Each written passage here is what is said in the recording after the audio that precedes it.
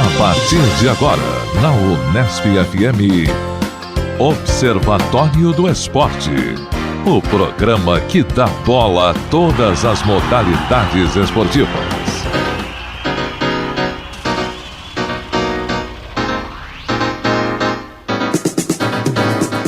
Um abraço para você sintonizado em 105,7 aqui na Unesp FM. Hoje é sábado, dia 25 de junho, o ano é 2016. Eu sou Guilherme Dias e começa agora mais uma edição do Observatório do Esporte. Observatório, informação e análise dos acontecimentos esportivos da semana. Reportagem de hoje e do próximo programa também vão tratar do mesmo assunto, mas com diferentes características. Vamos falar sobre blogs e portais esportivos que vêm surgindo fora dos veículos tradicionais da imprensa brasileira. Nesta semana vamos tratar sobre blogs e como essas iniciativas vêm ganhando o mercado do jornalismo. Vamos mostrar os desafios de se fazer um blog, discutindo suas diversas maneiras de execução dentro da atividade jornalística. Entrevistamos o Francisco Rolfsen-Belda, professor do curso de jornalismo aqui da Unesp de Bauru, o Arthur Salles, criador do projeto Indústria de Base, João Paulo Benini, criador do blog Papo com Papa, também o Bruno Alves, do blog Futebol Maranhão. Portanto, fique ligado que já já a gente vai abordar este tema aqui no Observatório. Hoje temos um desfalque, né? Nosso querido Tuca Américo. Dizem que ele está comemorando o aniversário até agora, mas já tem mais de uma semana o aniversário do Tuca, né? Mas é o aniversário de 50 anos, esse merece então dá para esticar um pouco. É o mês de comemoração, não é? Ah, tá certo, então. Só que, apesar de não estar aqui hoje no dia da gravação, o nosso querido Tuca Américo deixou um conteúdo. Ele sempre muito bem informado. Dois conteúdos. Dois conteúdos. Então, vamos acompanhar o que disse aí o nosso querido Tuca Américo. Pois não, Tuca? Alô, amigos do Observatório do Esporte. Essa semana não posso estar presente aí, estou com outras atividades em relação ao processo seletivo do curso de doutorado do programa de pós-graduação em Mídia e Tecnologia da Unesp. Então, deixo aqui minha contribuição um pouco à distância, mas com o coração aí na mesa aí com meus amigos do Observatório do Esporte. Meu primeiro tema é a coluna de ombudsman que foi publicada no último domingo na Folha de São Paulo, né? A responsável pela coluna, Paula Cesarino Costa, ombudsman da Folha, tem uma coluna intitulada Gol contra a Torcida. O que ela aborda nessa coluna, né, nesse texto? O descaso que, por vezes, a Folha de São Paulo apresenta em relação à cobertura esportiva. Muitos leitores têm criticado a ausência da cobertura esportiva mais cotidiana, mais diária, relativa à participação dos clubes. E na frase de um dos leitores que criticaram essa cobertura da Folha, ele diz que a Folha sempre teve melhor cobertura sobre política esportiva, mas falta aí esporte ao meio tanta política. Eu particularmente acho que todas as discussões são importantes, né? A gente também tem que reconhecer que o que se passa na política esportiva hoje, por vezes, chama mais atenção que o fato esportivo em si, do que a cobertura de um evento esportivo, de uma partida, de algum esporte em particular. Então eu queria saber aí da mesa o que vocês pensam sobre isso, né? Eu recordo, Carlos Napolitano, que quando a nossa equipe de basquete aqui de Bauru foi campeã paulista, não houve sequer uma nota no jornal noticiando esse fato, o que causa um certo espanto, né? Porque é uma modalidade importante, estamos dentro do estado de São Paulo e não houve sequer nenhuma nota. E no mesmo dia houve um destaque muito intenso à cobertura do basquete norte-americano, a eventos de futebol na Europa. Então, até que ponto, né, o esporte em nível internacional interessa mais ao público brasileiro do que a própria divulgação dos fatos que acontecem aqui em nosso país? Então, deixo aí essa provocação para que a mesa discuta. Tá certo. Antes da gente falar novamente, manter o contato novamente com o Tuca, o Zeca queria comentar a respeito também desse assunto, né? Que essa temática que o Tuca levanta e traz para a gente, que foi apresentada na coluna da Ombudsman da Folha no último domingo, semana passada, tem a ver com outro caso que envolve a editoria de esportes da própria Folha, né? O Fábio Seixas, jornalista esportivo que se especializou em automobilismo, mantinha uma coluna no jornal impresso que já tinha sido suprimida no ano passado. E essa coluna, agora, que tinha migrado para o online do jornal, né, a página online da Folha de São Paulo, ela também deixou de existir. Ou seja, primeiro ela some do jornal, do papel, e agora some também do meio virtual. E o Fábio Seixas escreveu um texto bastante candente, cujo título é Acabou. Né? Então ele se despedia dos leitores, porque neste mês de junho a Folha de São Paulo não tem colunas sobre automobilismo, nem no jornal impresso, nem no jornal online. E o torcedor da Portuguesa, Flávio Gomes, que tem também um blog, né, a gente vai falar sobre blogs mais à frente, o blog Grande Prêmio, ele dá o nome a uma coluna também chamada Acabou, em que ele lamenta a decisão da Folha de São Paulo. Ele, o Flávio Gomes, que durante muito tempo foi repórter também da Folha. Ele diz o seguinte, Flávio Gomes: nos meus tempos de Folha, uma corrida de Fórmula 1, qualquer uma, enchia uma página inteira em época de crise do papel e pelo menos 2 páginas em tempos normais. Isso faz muito tempo, saí de lá em 94, ano em que morre o Ayrton Senna. Então, esse período áureo do automobilismo brasileiro, né, que são os anos 70, 80 e primeira metade dos anos 90, de fato tinha uma cobertura muito intensa dos jornais impressos. Eu lembro o Jornal do Brasil, tinha uma bela cobertura de automobilismo, o Estado de São Paulo, a Folha de São Paulo. E aqui o Flávio Gomes vem lamentar mais uma vez que um jornal do porte da Folha tenha simplesmente suprimido esse conteúdo. Ele vai mais além. O Grande Prêmio do Canadá, do domingo passado, não teve uma nota, nem o resultado, na Folha do dia seguinte. Né? Então ele diz que isso é algo absurdo, o fato de que a Folha sequer noticia, nem na coluninha de resultados, o que aconteceu na tarde da véspera do domingo no Grande Prêmio de Montreal, Grande Prêmio do Canadá. Então, Zeca, diga, mas será que isso não é por conta até do portal, do site da internet? Ou seja, a notícia no dia seguinte ela já está desatualizada, então as pessoas têm onde obter essa informação. Mas né? é que aqui, Carlos, se trata de uma coluna, então a coluna não Não, é... tudo bem, a coluna eu concordo, e a Folha no impresso, ela virou uma seção de esportes para colunistas, né? Tem o PVC, o Juca Kfouri, o Tostão, ou seja... mas quando você vai buscar alguma informação a respeito de resultado, ela já está na internet, então acho que... Mas aí eu acho que é outra questão. A gente poderia discutir aqui por que algumas modalidades têm uma cobertura constante dos meios impressos e outras não têm. Então a gente não fica sabendo, por exemplo, de torneio Campeonato Paulista de Ginástica Artística. Imagino que não haja cobertura nos jornais. A gente não fica sabendo do Campeonato Estadual de Tênis de Mesa. Né? Isso não aparece nos meios de comunicação tradicionais. Agora, o automobilismo, pela história, pela tradição da modalidade e pelo fato de haver ainda neste ano 2 pilotos brasileiros disputando a Fórmula 1, o Massa, né, o Felipe Massa e o Felipe Nasser, eu acho que isso motivaria a público para que a Folha contivesse nas suas páginas alguma coisa sobre Fórmula 1. Mas enfim, isso vai ao encontro do que o Tuca traz aqui com a coluna do Ombudsman, de que de fato o grande calcanhar de Aquiles da Folha de São Paulo, para os seus leitores, é a cobertura de esportes, porque ela é insuficiente. O Tuca trouxe outro tema para a gente, outra participação, vamos ouvir.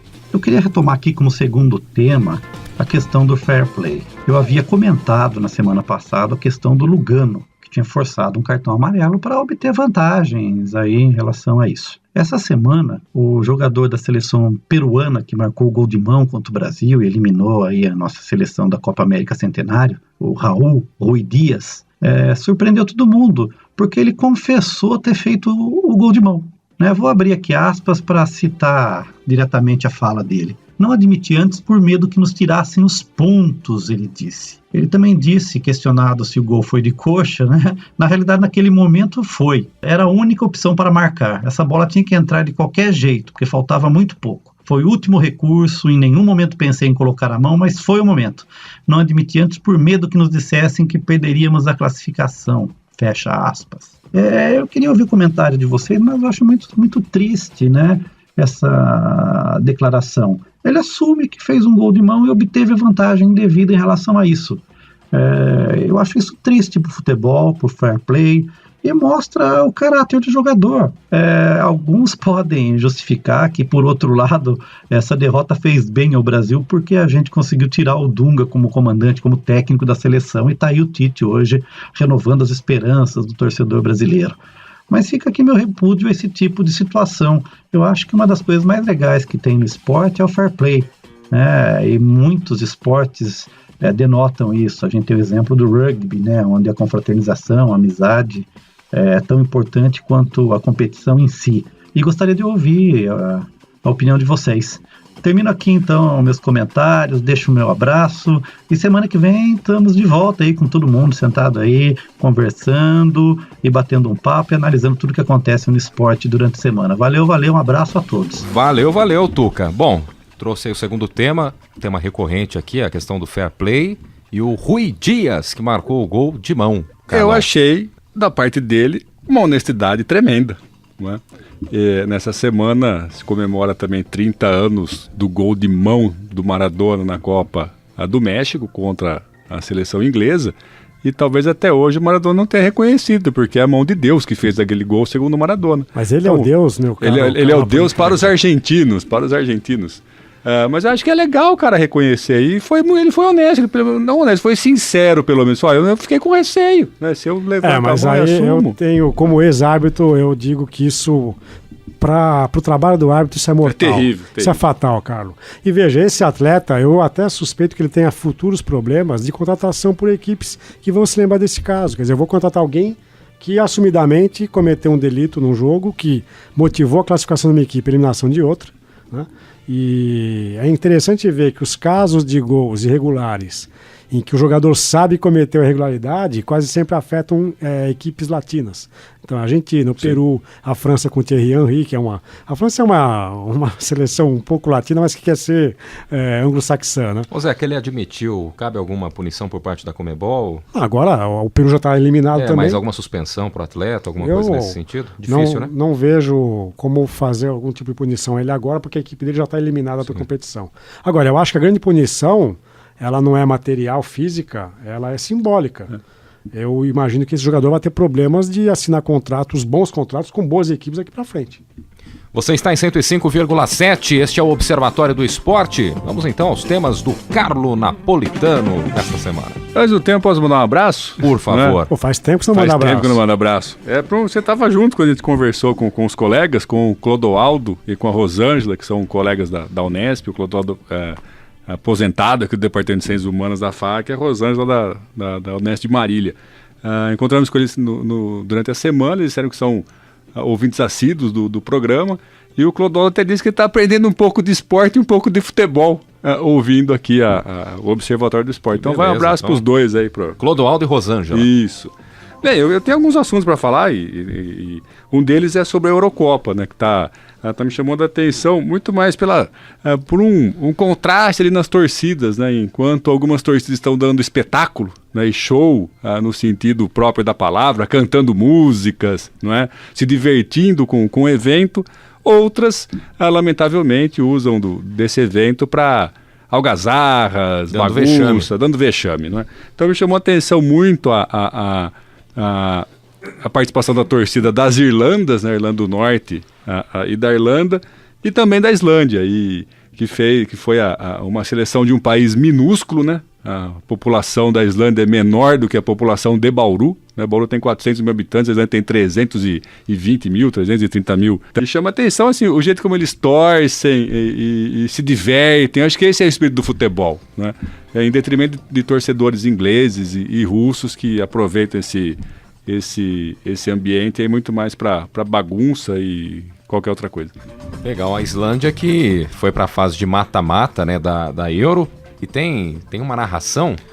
Foi um dos nossos alunos aqui, o Leonardo El Santi, que postou essa informação no nosso grupo no Facebook, e é uma narração do segundo gol da Islândia, decretando a classificação para as oitavas, e é muito emocionante, e nós temos o áudio. Vamos então acompanhar.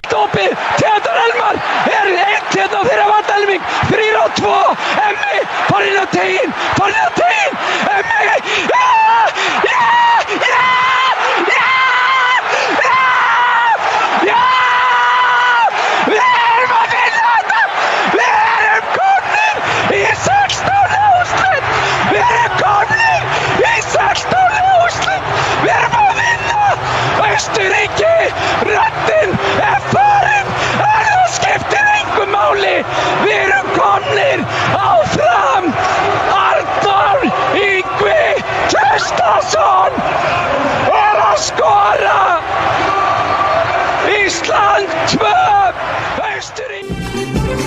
bastante emocionado e a produção trouxe aqui, né, através do Leonardo Guerino, a tradução. Sim, estamos nas oitavas de final da Eurocopa. Mas eu diria que o locutor, obviamente que a gente entende e compreende o entusiasmo, mas a Islândia já estava apurada para as oitavas de final, independente desse segundo gol. Ela ficaria em terceiro lugar do grupo e jogaria contra a Croácia. Esse gol fez com que a Islândia vá jogar com a Inglaterra. Então eu acho que ele está comemorando e deveria repensar um pouco. Eu, particularmente, acho mais fácil jogar contra a Croácia numas oitavas de final do que contra a Inglaterra. Olha, eu tenho minhas dúvidas. Apesar de que a equipe da Croácia nessa Eurocopa é superior da Inglaterra, mas a Inglaterra tem aquela força das torcidas, etc. Mas, Carlos Napolitano, eu queria aproveitar a deixa desse seu destaque e comentar a seguinte questão. Vários pesquisadores do esporte, especialmente do futebol, da história, da sociologia, vem apontando já há algum tempo de que o futebol de hoje não representa para os estados nacionais aquilo que já representou até os anos 70 do século passado. Ou seja, uma equipe em campo de fato era a encarnação do sentido de pátria, de nação, e que atualmente, em função da globalização e do poder dos clubes, esse sentimento não existiria mais. Eu sempre relativizei um pouco essa opinião, porque eu acho que em momentos como este, de Eurocopa, Copa América que está sendo disputada nos Estados Unidos e Copa do Mundo de futebol, é o momento em que os nacionalismos afloram e recrudescem e reaparecem. Então na Eurocopa está sendo muito visível isso. Os países que nunca tinham disputado uma fase final, o país de Gales, a Albânia não se classificou, né, para as oitavas, e a Islândia, a presença dos torcedores dentro dos estádios, de fora dos estádios, é uma marcação de força, de presença nacional. Eles não estão representando clubes ali. A gente não vê torcedores desses países com camisas dos clubes do seu país. A Suécia, que foi eliminada, consegue pintar metade do estádio amarelo, que são as cores da camisa da seleção sueca. E a gente vê jogos do Brasil, e eu já vi jogos de Portugal, é muito comum nos jogos do Brasil que a pessoa vá com a camisa do clube, não com a camisa da seleção. Nos jogos da Argentina, na Copa América, tem muita gente com a camisa do Barcelona. Sim. Por causa do Messi. Mas isso porque talvez seja o público migrante que está nos Estados Unidos, porque o argentino dificilmente vai usar uma camisa de clube quando é jogo da seleção. É bastante ver os jogos que são disputados nas eliminatórias na Argentina. Então eu acho que essa Eurocopa está mostrando que esse nacionalismo reaparece, ganha força com o futebol. E vejam que os conflitos que a gente tem visto com a polícia francesa, os conflitos dos hooligans ingleses, alemães, russos, nas ruas das cidades francesas, apontam justamente para isso. Rivalidades históricas europeias que foram sepultadas nesse acordo de paz de final do século XX, mas que mostram que esse acordo de paz ele ainda é um pouco tênue, ele está em cima de uma base talvez um pouco frágil. Né? Imaginemos se houvesse um confronto nesta Eurocopa de Rússia e Ucrânia. Seria possível. Né? Seria possível. As duas seleções foram eliminadas. O que seria um confronto Rússia e Ucrânia? Não seria um confronto só de duas seleções. Né? Então eu acho que a geopolítica europeia, né, que inúmeros países surgiram depois da queda do Muro de Berlim, eu acho que aponta para uma nova reconfiguração desse sentimento nacionalista que nós no Brasil já perdemos há muito tempo, porque quando o Brasil joga, parece que não somos nós que estamos ali representados. Mas no nosso caso, eu acho que pela falta de jogadores que atuam no Brasil, né, Zé? Eu acho que isso se reforça. A gente não consegue se identificar com a seleção, não por ser a seleção, mas por conta dos jogadores, que saem muito cedo, né? O Neymar, que é o grande astro, ele é muito mais jogador do Barcelona do que um ex-jogador do Santos. E é interessante ver na Copa América, né, que eu imagino que os mexicanos e colombianos que foram aos jogos são imigrantes que vivem nos Estados Unidos, né? É interessante ver esse sentimento nacionalista que o imigrante tem, às vezes de maneira um pouco mais intensa do que o habitante do país onde nasceu, que vive no mesmo país. Esse sentimento imigrante, para mim, é o que demonstra essa paixão dos torcedores latino-americanos na Copa América. Copa América agora que terá uma final com duas seleções que a princípio não estavam levando muito público, né, de torcedores próprios, que são a Argentina e o Chile. Imaginemos se uma final acontecesse entre Estados Unidos e México, Estados Unidos e Colômbia, o que seria esse estádio com os torcedores no próximo domingo. Legal, você está na Unesp FM, este é o Observatório do Esporte. Carlão Napolitano, mais algum tema? Não, eu acho que a gente tem que falar um pouco do desmonte do basquetebol. Então, race, Carlão, só para finalizar a Eurocopa, Na última quarta-feira, Hungria e Portugal faziam o último jogo do grupo F da primeira fase. E na TV Bandeirantes, a transmissão do jogo era feita pelos Aves da Atena, comentários do jogador de mundo. E chamou minha atenção que o da Atena tenha desdenhado o fato de ele não conseguir pronunciar o nome do camisa 7 da Hungria, que me desculpem aqui os húngaros que possam nos ouvir, mas que é alguma coisa como Balas Dzsudzsák. E o cara fez 2 gols. E fez 2 gols. E o da Atena falou, bom, vai acabar a Eurocopa, eu não vou saber falar o nome desse sujeito. Eu acho que isso depõe contra o próprio profissional de comunicação que ele é, porque eu imagino que alguém que vai assumir esse desafio e transmitir uma Eurocopa deveria se preparar previamente, inclusive checando a pronúncia de nomes de seleções que ele vai encontrar na transmissão. Isso é muito simples, ele pode entrar no site, no Google, e buscar a pronúncia desses nomes, ele pode entrar em contato com o consulado da Hungria em São Paulo, com a embaixada da Hungria em Brasília, e por telefone ele teria uma aula sobre a pronúncia dos nomes. Isso só demonstra o quanto que ele foi escolhido de improviso para transmitir os jogos, e demonstra um pouco como a TV aberta, no caso a TV Bandeirantes, está lidando com a transmissão da Eurocopa. Fica divertido, fica engraçado, isso talvez alegre o telespectador médio, mas eu acho que demonstra uma falta de seriedade com algo que é o sobrenome e o nome de um sujeito. É um despreparo, né? Você já comentou. Dá a impressão que ele não está muito afim de estar ali também, né? Não sei se foi uma imposição, alguma coisa nesse sentido, mas dá a impressão que ele não está nem um pouco afim de transmitir partidas da Eurocopa. Pelo menos é isso que passa, a sensação que eu tenho nesse sentido. Bom, zeramos o assunto então da Euro. Vamos falar do basquete, que a gente já comentava, né, algumas semanas atrás. Está se concretizando e o time está sendo desmontado aos poucos. Já estava anunciado, né, informalmente, agora é oficialmente, o desmonte do time, muito embora os gestores do Bauru Basquete não admitam isso, mas o que a gente percebe é que de fato vai haver um desmanche do time. O patrocinador principal, Master, vai deixar de fazer os aportes, e até agora ninguém se apresentou para isso. Achei a entrevista dada pelo gestor no começo da semana, na segunda, um tanto quanto desastrosa, ou seja, vamos rescindir os contratos dos atletas para depois tentar contratá-los de novo. Isso significa certamente uma redução salarial, né? E tem um time entrando aí no NBB, que é o Vasco, e parece que vem com grande aporte financeiro para isso, até para rivalizar com o Flamengo, que é o grande rival no futebol, pelo menos lá no Rio de Janeiro. Então talvez os jogadores aqui do Bauru, de maior expressão, talvez eles mudem de camisa, vão usar Cruz Maltina, né, no próximo campeonato. Um deles já foi até sondado, o Murilo, saiu ainda nessa semana com a notícia no Jornal da Cidade, no jornal local aqui, a respeito disso. Sondado. E parece que esse será o destino aqui do time de Bauru, que vai mudar de sede. Vai sair da panela de pressão e vai para São Januário. Saiu o patrocinador Master, como você disse, que é a Pascoaloto Serviços Financeiros, já há algum tempo, né, patrocinava. E até quem acompanha mais de perto o basquete, alguns companheiros, eu acompanho de uma forma geral, mas não estou lá no dia a dia. Mas quem está no dia a dia diz que essa questão, esse pronunciamento de vamos fazer a rescisão contratual desses atletas é até para pressionar um pouco mais essa empresa que poderia chegar para fazer esse patrocínio Master, para dar uma agilizada na coisa, que no caso também quem está no meio aí do basquete sabe que a Claro é a grande favorita. E até para que a Claro se pronuncie, decida mais rapidamente, houve aí essa declaração e que pode acontecer essa rescisão, se não nessa semana, na próxima.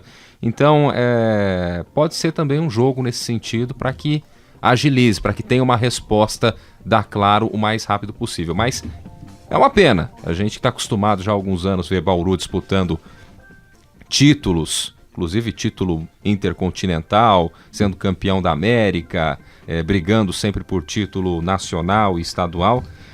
Tudo indica que o caminho vai ser bem diferente para a próxima temporada. Posso falar da bola laranja, como diz João Paulo Benini? Por favor. Que é entrevistado na sequência. Eu quero falar da bola laranja norte-americana, porque no último domingo houve a final da NBA, o jogo 7, entre o Warriors e o Cavaliers.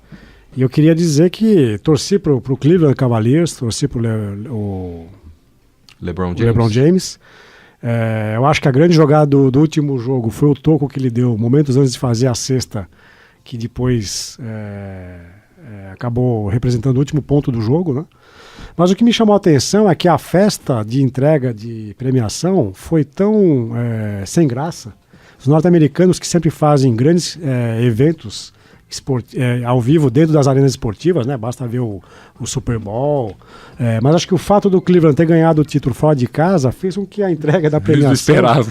Não, eu acho que tudo estava preparado para o Golden State Warriors fazer a comemoração em casa. Sim. Como foi o visitante que se sagrou campeão, aquilo me pareceu um anticlímax, me pareceu uma coisa mal preparada, não havia pompa e circunstância para se entregar o título a uma equipe que, para mim, a despeito da belíssima campanha do Golden State, que foi a melhor campanha da história da NBA, mas foi a melhor campanha e não ficou com o título, né? Mas o Cleveland, para mim, ele fez aquilo que eu acho que é o que marca a diferença das grandes equipes, que é decidir no momento que tem que decidir. Diga. Mas o legal também, que aconteceu nas finais aí Você viu o jogo? Não, ou você não vi, já é estava? muito tarde. Da NBA, até foi uma sugestão do nosso aluno aqui, produtor, o Heitor Facini. No sexto jogo das finais, foi feita uma homenagem a um jornalista norte-americano. Ele trabalha numa emissora, na TNT, e essa emissora não tem os direitos de transmissão das finais. Quem detém os direitos de transmissão é somente a ESPN. E esse jornalista, chamado Greg Sager, ele está tratando de um câncer, de leucemia, e foi permitido, através de um acordo entre a TNT e a ESPN, que ele participasse de um dos jogos da finais e fizesse a transmissão. Então foi uma homenagem a um sujeito aí, que até folclórico, eu desconhecia, fui estudar um pouco a história dele, folclórico até pelas vestimentas que ele usa, com ternos exóticos, e ele participou da transmissão ao vivo do jogo 6. E na saída no final do jogo, ele foi entrevistar o LeBron James e o LeBron James agradeceu por ele estar ali, né? Então foi uma homenagem feita pela NBA, pela ESPN a esse jornalista. Aí mostra aí que, apesar do mundo do capital, né, ainda há uma certa solidariedade e humanização, sensibilidade nesse sentido. Tá certo, muito legal. Você está em 105,7 aqui na Unesp FM, este é o Observatório do Esporte. Sem perder tempo, vamos para a matéria desta semana. A locução é do Heitor Facini. Observatório do Esporte. Confira a reportagem da semana. Um tema em debate.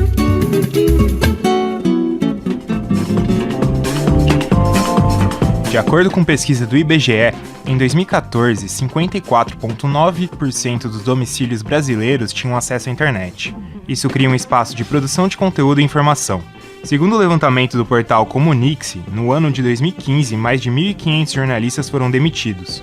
Somada à oportunidade que a internet cria com a crise no jornalismo, a criação de iniciativas próprias se torna uma alternativa tanto de conteúdo para o público quanto de sustento para os jornalistas. A equipe do Observatório do Esporte entrevistou o professor de jornalismo da Unesp de Bauru, Francisco Rolfsen Belda.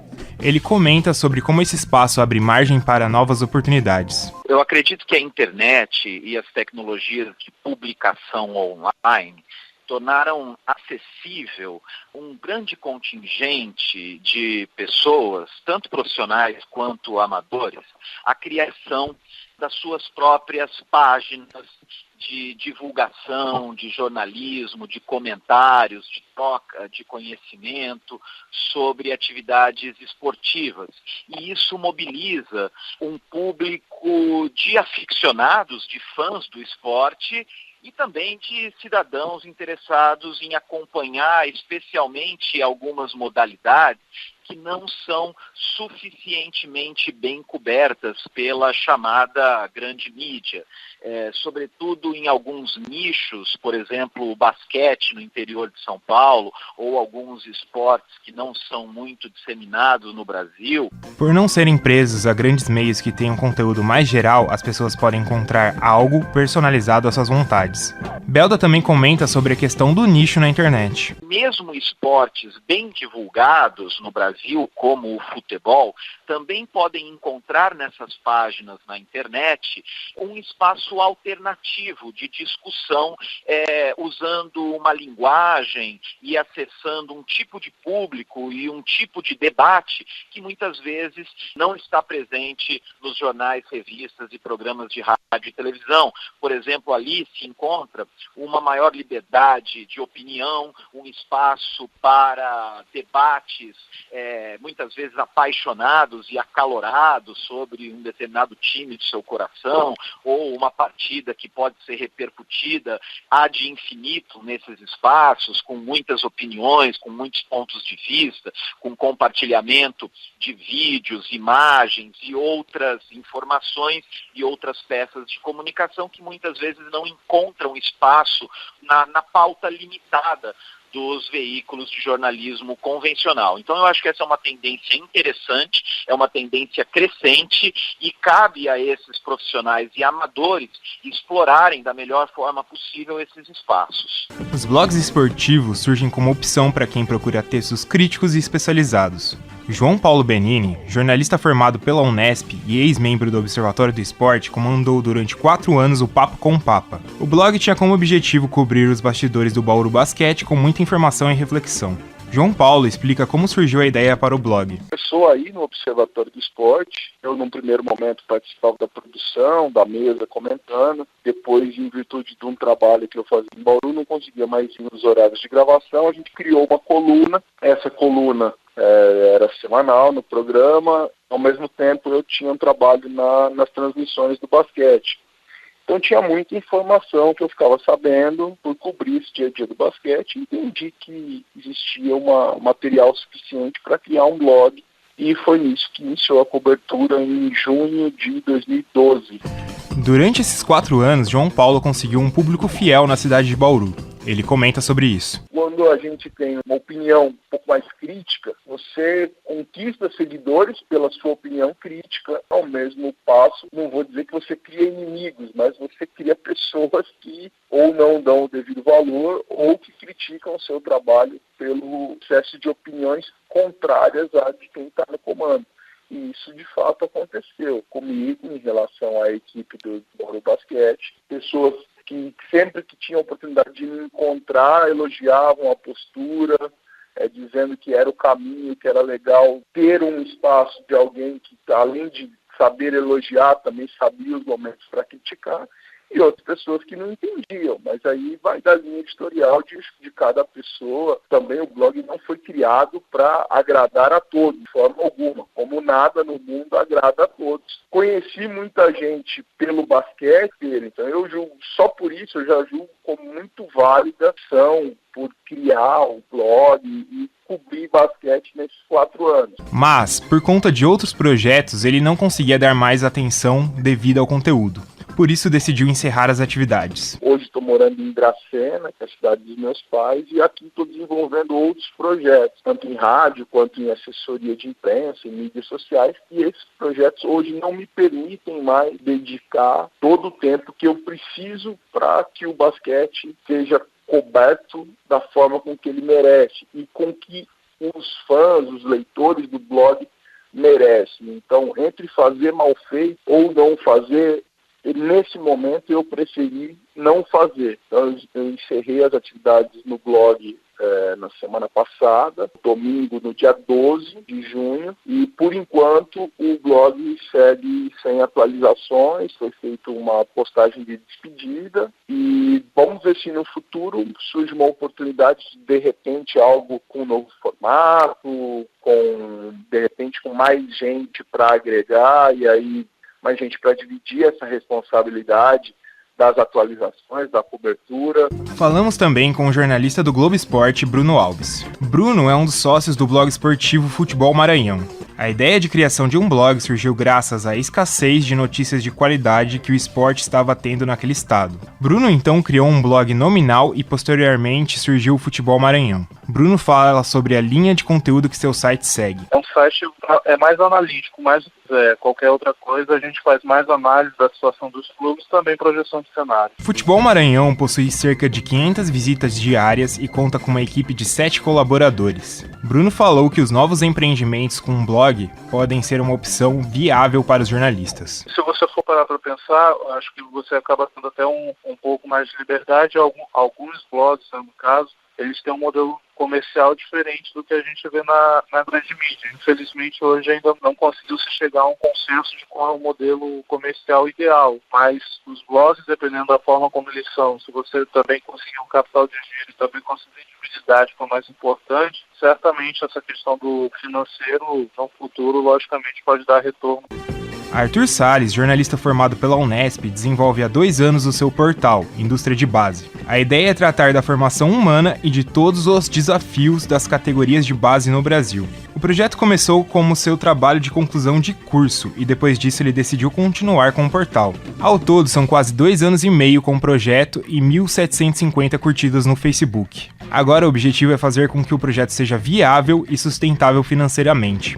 Arthur fala um pouco mais sobre isso. Desafio muito grande, questão contabilidade, questão jurídica mesmo, da burocracia para abrir a empresa, é uma questão bastante desafiadora. Lógico que também, se você tem esse espírito, é um desafio que vai te puxar para cima, vai fazer você concentrar nesse trabalho durante quase 24 horas do seu dia. Eu acho que é bastante instigante, é um desafio bastante instigante, e eu acho que, por exemplo, quando você se propõe a isso, você tá dando um passo realmente muito grande. É uma responsabilidade bem pesada, então você tem que estar muito bem preparado. Você começa a estudar muito todas essas questões, né, que giram em torno de uma empresa e de administração no geral, e vai se especializar bastante na questão do nicho. O professor da Unesp de Bauru, Francisco Belda, fala um pouco sobre o que é necessário para que o jornalista sustente seu projeto.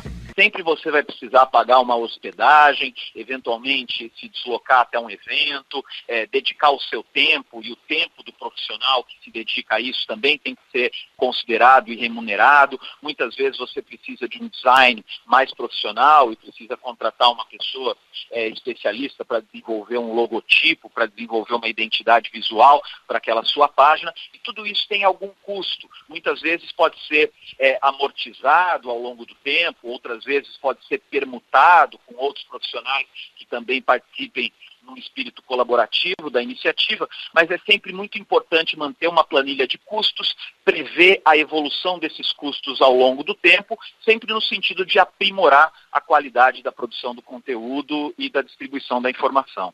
Para conseguir manter o Indústria de Base, Arthur lembra que os meios independentes têm como vantagem as formas alternativas de se sustentar. Que a gente vê como tendência de outros blogs especializados em diversos assuntos, né, que se organizam eventos, se vendem diversos produtos, como camisetas. Você tem algumas opções de fazer realmente o seu projeto viável, né, o seu veículo de comunicação viável, e que você, por exemplo, não vê dentro de um veículo já estabelecido, já muito bem estabelecido, como seria o caso da grande mídia. Essa é uma questão bem legal. Você tem que entender como o dinheiro vai entrar na empresa, né? E isso não necessariamente vem só com os meios tradicionais, né, que seriam simplesmente os anúncios e tal. Você tem outras maneiras e você tem que abrir o olho para isso.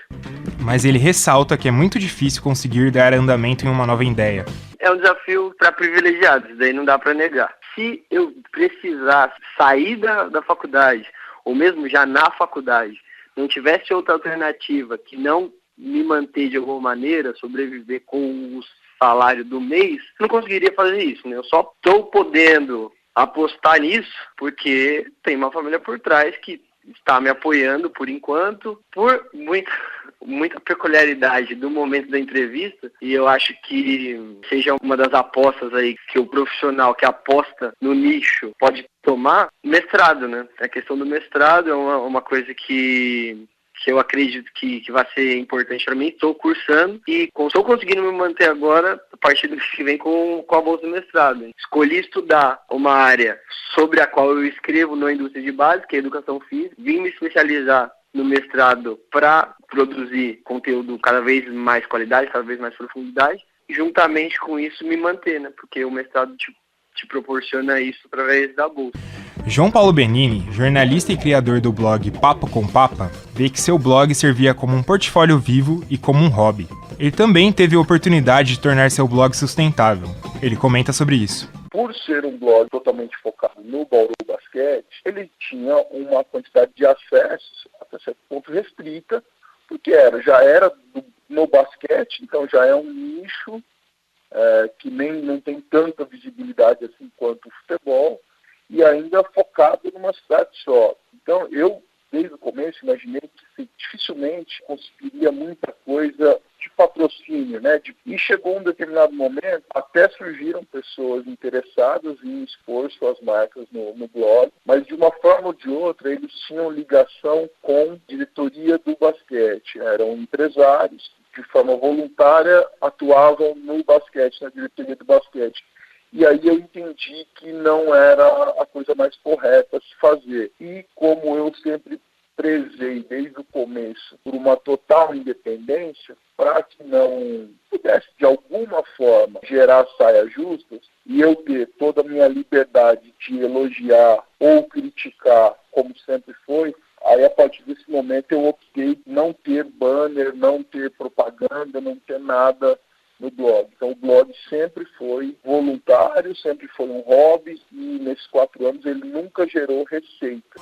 Mesmo com vários desafios de tornar um blog viável financeiramente e conseguir bancar sua produção, João Paulo acredita que há espaço para conteúdo de qualidade. Porque não adianta você ter um blog para falar de futebol e ser simplesmente mais um blog que vai repetir o que os outros já estão falando. Não adianta você ter um de basquete ou um de vôlei, ou seja, a modalidade que for. O que as pessoas cada vez mais estão buscando é conteúdo de qualidade. Porque existe muito conteúdo e cada vez mais o que é de qualidade, o que é acima da média, é esse que vai ter o espaço. Uma reclamação comum entre os jornalistas é o fato de que alguns sites simplesmente replicarem conteúdo de outras empresas e até modificarem o sentido que a matéria foi escrita, distorcendo a verdade. Ou seja, mais do que qualidade, o público exige também dos blogs credibilidade das informações. O jornalista Bruno Alves, do blog Futebol Maranhão, comenta essas situações. Depende muito do blog. Você não pode falar isso para todos e também não pode colocar que todos eles só replicam conteúdo. Tem muita gente que, infelizmente, usa isso da má fé, pega conteúdo de outros, acaba colocando outras palavras, interpretando outras coisas, não sabe ler e acaba colocando uma outra situação, replicam o que os outros escrevem. Então, fazem uma apuração muito rasa do que realmente seria a notícia e não dá o material completo. Arthur Salles, dono do blog Indústria de Base, vê que a dificuldade da criação de uma empresa tem muito a ver com a formação na faculdade. Normalmente, quando a gente entra na faculdade, bom, isso é só uma impressão, né?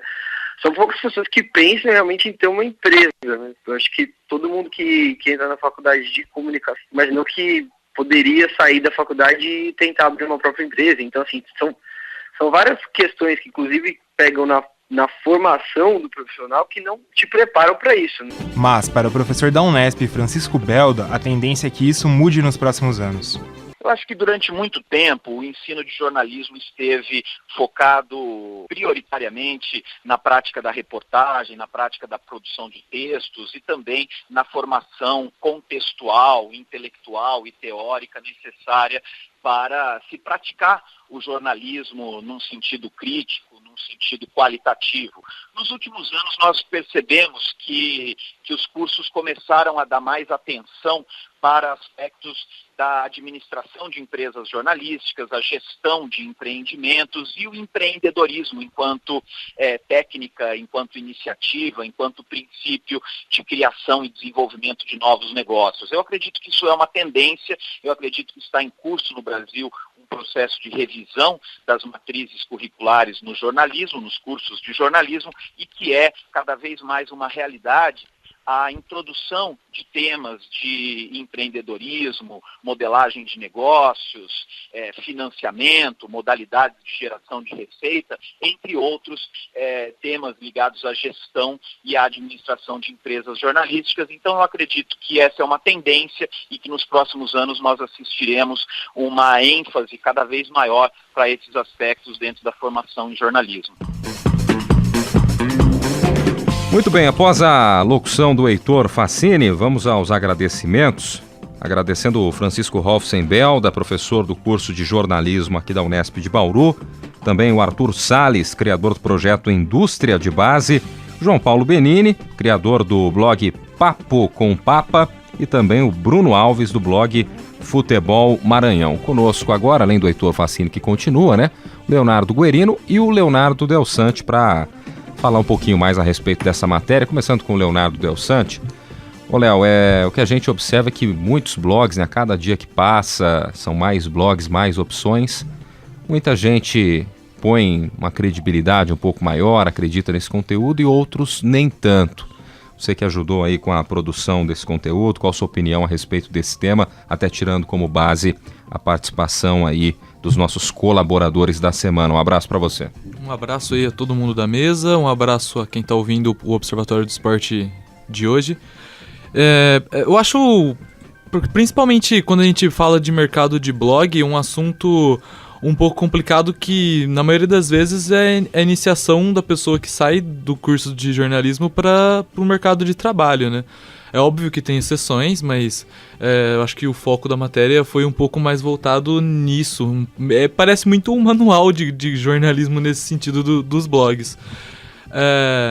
Então, tem várias dificuldades, né? A dificuldade de estruturação, de você pegar um modelo de empreendedorismo e aplicar num mercado jornalístico cada vez mais difícil, um cenário complicado nesses últimos anos, mas também muito criativo, né? A internet, ela traz possibilidades totalmente diferentes do que acontecia na mídia tradicional, né, na mídia comum. E como, se eu não me engano, o João falou no começo da matéria, é a oportunidade que você tem de se aprofundar em certos assuntos, né? Porque a mídia tradicional, ela não vai colocar o dia a dia do Bauru. Não tem tanto espaço assim. Não tem esse espaço para você aprofundar certos conteúdos. Então abre margem para que pessoas que saibam desses conteúdos possam fazer um trabalho muito mais segmentado e com uma qualidade até superior, já que a gente considera que, quando na mídia tradicional, muitas das matérias vêm simplesmente do hard news, por exemplo. Você, Heitor, o que você acha a respeito disso? Eu acho que é uma matéria interessante até para fazer, porque eu e o Leonardo, a gente está no último ano da faculdade. Uma coisa que a gente presencia muito é a dificuldade de conseguir adentrar no mercado de trabalho, porque, principalmente numa cidade que não é uma grande capital, como é Bauru, a gente não consegue entrar no mercado de trabalho porque são poucas as vagas, o mercado está limitado. No início da matéria tem o dado do portal Comunique-se, que no último ano foram demitidos mais de 1.500 jornalistas. E o blog, seja para você tentar ou fazer uma forma de mostrar o seu trabalho para alguma empresa, ou para uma forma de você criar o seu trabalho, é uma iniciativa interessante, porque você parte para fazer um material que você possivelmente não teria muito espaço em fazer, mesmo que você conseguisse o seu emprego. A internet abre espaço de ter assuntos como, por exemplo, um blog do Bauru Basquete. Seria muito difícil você conseguir num grande meio que alguém cobrisse tão bem o dia a dia do Bauru Basquete. Você pega um assunto que você domina, você utiliza como uma válvula de escape para chamar a atenção das empresas. Opa, tô aqui, tenho potencial, tenho como ter espaço aí. É um primeiro passo, podemos colocar dessa forma, né? E a gente pode pensar também que a mídia esportiva tradicional basicamente cobre futebol e futebol dos times grandes. Isso corta o espaço, porque tem gente que vai se interessar sobre outros esportes, vai se interessar sobre clubes menores, vai se interessar sobre várias outras coisas que a própria grande mídia não vai cobrir. Isso, além de dar uma oportunidade para a pessoa que está fazendo esse produto, vai dar também uma oportunidade para as pessoas que têm interesse em consumir conteúdo disso. É uma estratégia interessante, uma iniciativa interessante os blogs esportivos. Legal, daqui a pouco o Zeca vai falar também, o Carlo Napolitano. Antes, deixa eu chamar o Guerino. A gente vai bater de novo na tecla da credibilidade. O Leonardo Guerino até trouxe um conteúdo, vai fazer uma reflexão, uma leitura em cima disso, né, Leonardo? Um abraço para você. Exatamente, olá Guilherme, olá a todos os amigos. Credibilidade e ética jornalística talvez sejam um dos principais pontos que os blogueiros deveriam trabalhar em questão. Tanto é compreensível até em alguns pontos a sua dificuldade em manifestar toda a ética jornalística. Muitos estão começando, mas só para comprovar essa falta de ética que muitas vezes os blogueiros possam ter, e até a falta de credibilidade por conseguinte, o Bruno Alves, que ele é sócio do blog Futebol Maranhão, ele postou no Facebook dele, no dia 22 de junho, um textinho falando justamente sobre essa questão. Ele disse assim, abre aspas, nós, profissionais de comunicação, viemos de público repudiar a conduta antiética, irresponsável, insensível e desumana de blogueiros que, ignorando os princípios jornalísticos, divulgam com sensacionalismo dramas que atingem famílias maranhenses numa clara demonstração de desrespeito à dor e ao sofrimento alheio.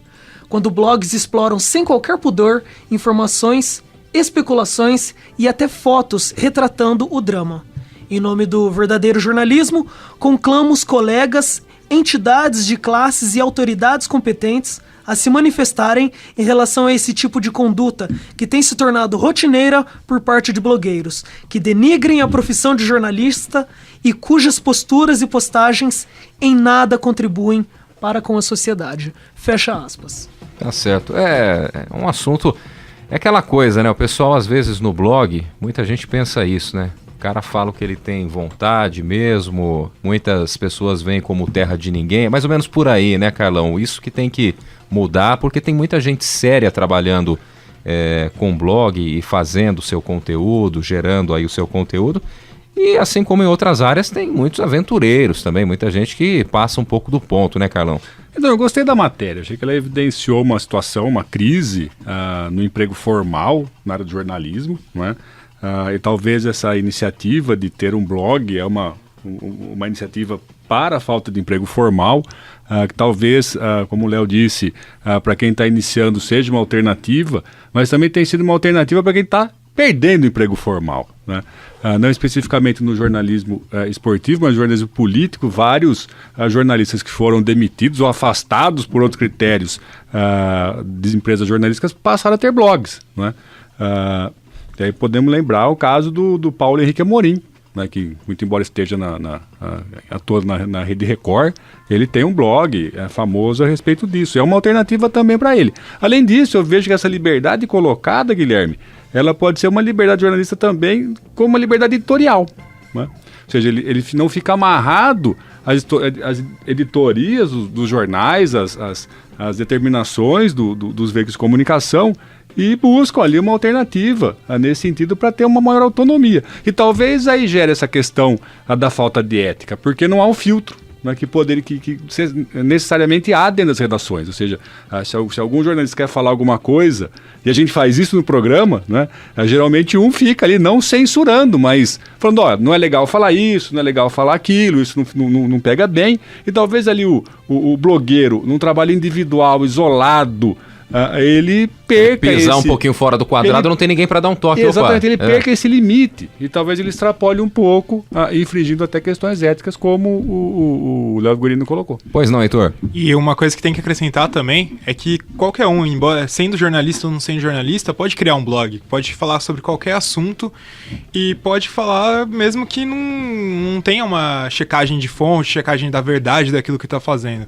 Qualquer pessoa tem a possibilidade com a internet. É bom até certo ponto que haja essa liberdade, com certeza, porque você consegue cobrir muito mais assuntos do que você cobria antigamente, mas também tem os seus poréns, porque você não pode acreditar em tudo que estão falando, não tem como saber se é verdade ou não tudo que está sendo falado. Mas essa é uma decorrência da falta de regulamentação da profissão, né? Hoje não se exige mais o diploma de jornalismo para exercício profissional, e como não há regulamentação a respeito disso, qualquer pessoa pode se identificar como sendo jornalista, não o sendo, né? Não passando por um banco universitário e aprendendo questões éticas, de redação, né? De busca de fontes, de informação e aí por diante. Mas ainda só para acrescentar, é o fato que mesmo que se passasse e todo mundo fosse regulamentado, ainda pessoas que não são jornalistas poderiam criar blogs e produzir o seu conteúdo da mesma forma. Mas não poderiam se identificar como jornalistas. Eu acho que as pessoas não entendem, muitas vezes, o poder que as palavras delas têm na questão de influenciar as pessoas, a opinião das pessoas. E o blog muitas vezes faz isso. Em alguns textos que são publicados por eles, isso modifica a maneira como uma pessoa ou outra pensa sobre determinada questão. E isso deveria ser refletido.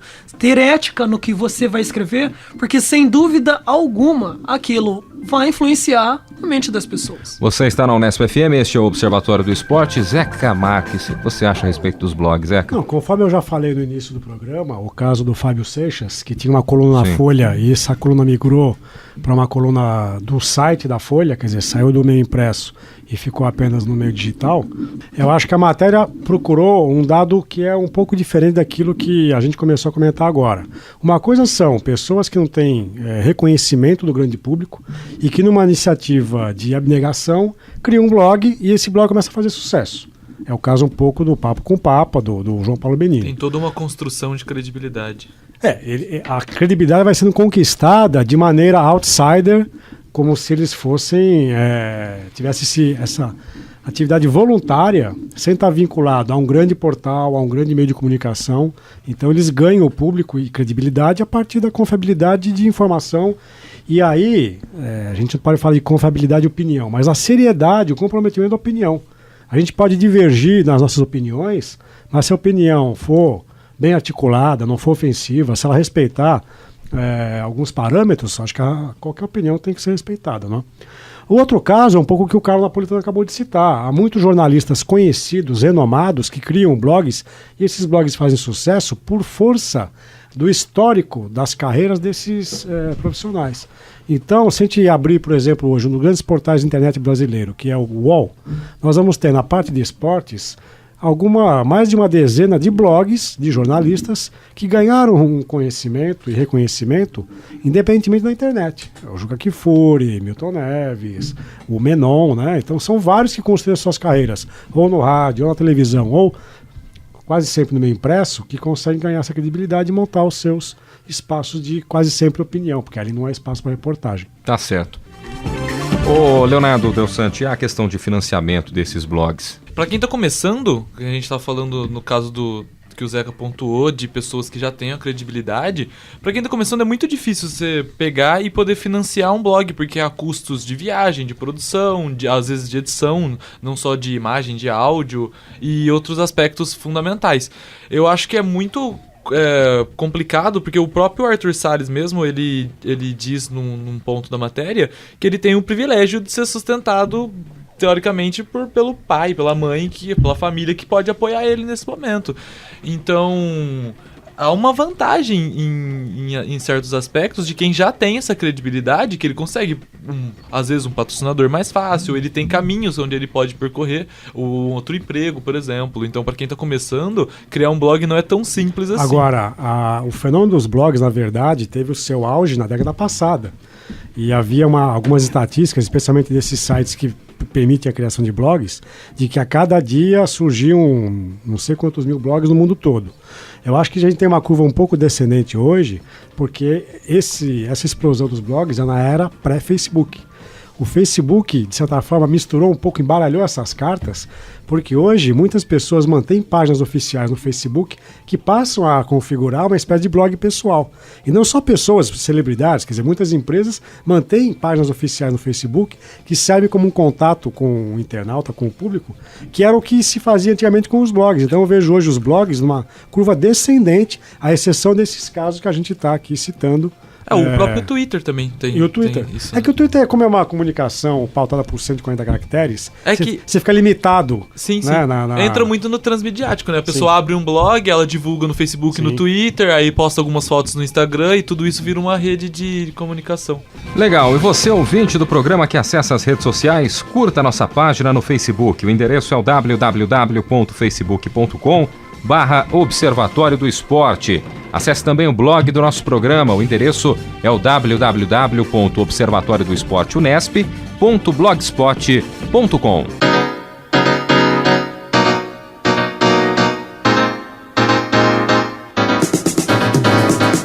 E o Observatório do Esporte deste sábado vai ficando por aqui. Teve locuções de Guilherme Dias e Heitor Facini, com comentários de Zeca Marques, Carlo Napolitano e também do Tuca Américo. Equipe de reportagem: Heitor Facini, Leonardo Guerino, Isaac Toledo, Gabriela Brizotti e Leonardo Del Sante. Direção de Fábio Fleury. Produção técnica Paulo Pepa. O Observatório do Esporte é uma atividade de extensão do GCEF, Grupo de Estudos sobre Comunicação Esportiva e Futebol da Unesp. Para você, um grande abraço, obrigado pelo carinho da audiência e até o próximo sábado. Observatório do Esporte, informação além das quatro linhas.